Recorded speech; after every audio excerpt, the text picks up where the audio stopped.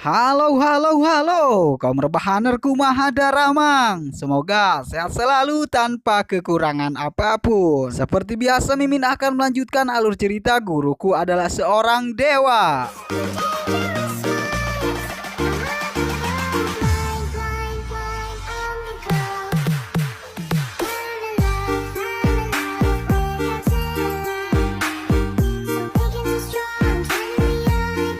Cerita pun kita lanjutkan kembali. Terlihat nenek dan adik yang Yiyun yang sudah memasuki kuil.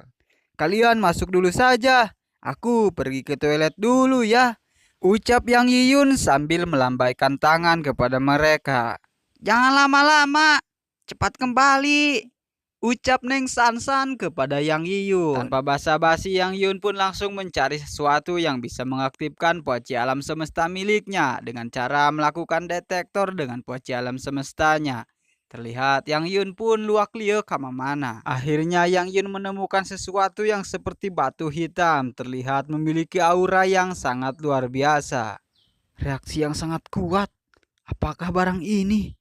Ucap Yang Yiyun sambil mendekati barang tersebut. Digali dulu saja.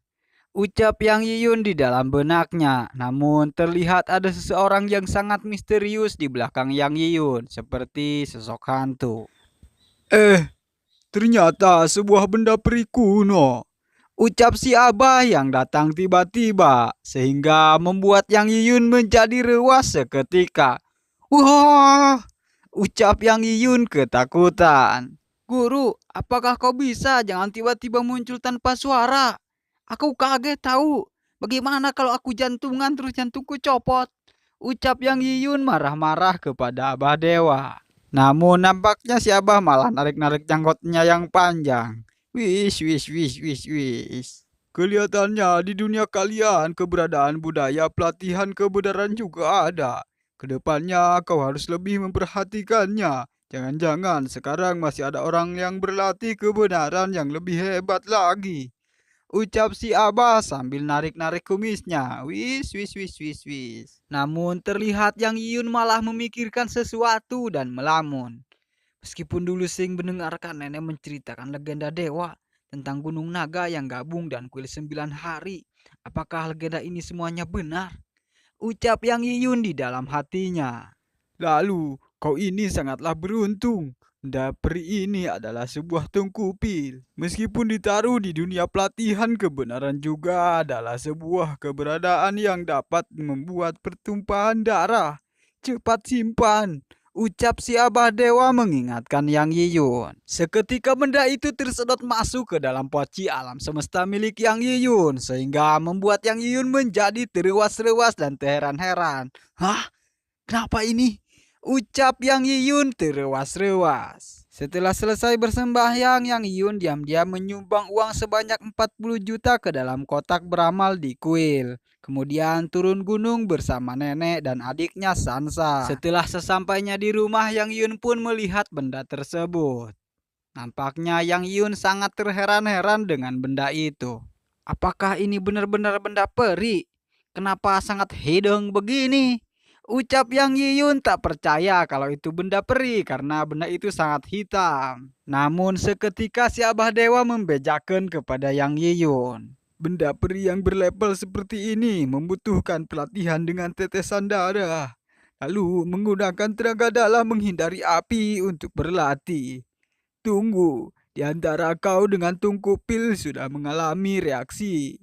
Maka sudah bisa berlatih, Pil. Ucap si Abah di dalam poci alam semesta. Yang Yun pun melakukan Chushinen Jutsu, menggigit jempolnya dan meneteskan darah kepada benda tersebut. Tanpa basa-basi, Yang Yun pun langsung mencoba teknik untuk membuat pil. Semua tenaga dalam menuju leluhur. Tenaga dalam menghindari api. Hiat. Terlihat aura yang sangat luar biasa terpancar dari tubuh Yang Yiyun. Akhirnya terciptalah api dari percikan tenaga dalam milik Yang Yiyun. Yang Yun pun memasukkan api ke dalam tungku tersebut sehingga membuat tungku itu menjadi kahuruan. Hah? Apa yang terjadi? Ucap Yang Yiyun rewas karena seketika tungku itu menjadi besar dan berubah warna menjadi kuning bagaikan emas yang sangat berkilau. Ini adalah tungku pil tingkat tertinggi. Membuat pil apa saja dengan menggunakan ini akan menjadi pil yang sangat sempurna. Menjadi pil yang sangat hebat luar biasa, bahkan efeknya akan menjadi sangat luar biasa berbeda dengan tungku alkimia ataupun tungku biasa. Hah, tungku pil tertinggi. Sangat bagus. Bersinar bercahaya bagaikan emas permata. Ucap Yang Yiyun keheranan. Namun tiba-tiba krek krek, terlihat tungku itu retak, membuat Yang Yiyun menjadi rewas serewas-rewasnya. Ternyata tungku itu berubah kulit seperti ular piton. Sudah berhasil. Sangat penasaran sekali. Langsung mulai pelatihan pil saja, ucap Yang Yiyun sambil terlihat senang. Lantas Yang Yun pun langsung membaca buku resep yang telah diberikan oleh Abah Dewa kepadanya. Lantas Yang Yun pun mencoba membuat pil kehidupan berbuat kebaikan. Bahan utamanya dari ginseng untuk menambah tenaga kehidupan dalam tubuh manusia. Obat ini nantinya akan diberikan kepada neneknya untuk kesehatan tubuhnya karena neneknya sudah tua. Lantas Yang Yun pun memasukkan bahan-bahan untuk membuat pil ke dalam tungku tersebut. Lantas menghurunya dengan tenaga dalam. Hus. Terlihat tungku itu kahuruan seketika. Yang Yun pun merasakan kekuatan di sekitarnya dihisap oleh tungku ini.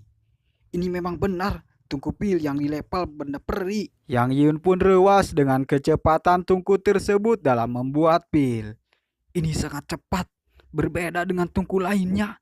Wah, akhirnya berhasil. Pil kehidupan berbuat kebaikan sudah berhasil. Lalu kualitasnya lebih tinggi, lebih bagus, lebih hebat. Ucap Yang Yiyun senang karena telah berhasil membuat pil kehidupan berbuat kebaikan. Obat pil semuanya dibuat dengan menggunakan standar pelatihan kebenaran. Mungkin tidak semuanya cocok untuk manusia. Dicoba dulu apakah ada efek samping atau tidak. Ucap Yang Yiyun sambil memperhatikan pil tersebut. Tanpa basa-basi Yang Yiyun pun langsung menelan pil itu dan langsung saja berkultivasi untuk merasakan efek samping dari pil tersebut. Kekuatan spiritual dan tenaga yang murni ini benar-benar sangat kuat. Hanya bisa menggunakan upaya pembuatan alam semesta untuk melakukan pelajaran secara terpaksa. Ucap Yang Yiyun sambil rebahan. Maksudnya sambil tapa. Namun tiba-tiba Yang Yiyun menjadi terewas-rewas karena tangannya mengelupas bagaikan mau ganti kulit. Bu amis yang sangat berat. Ucap Yang Yiyun terewas-rewas. Kelihatannya ini akibat berlatih sekali dalam tubuh dan daging.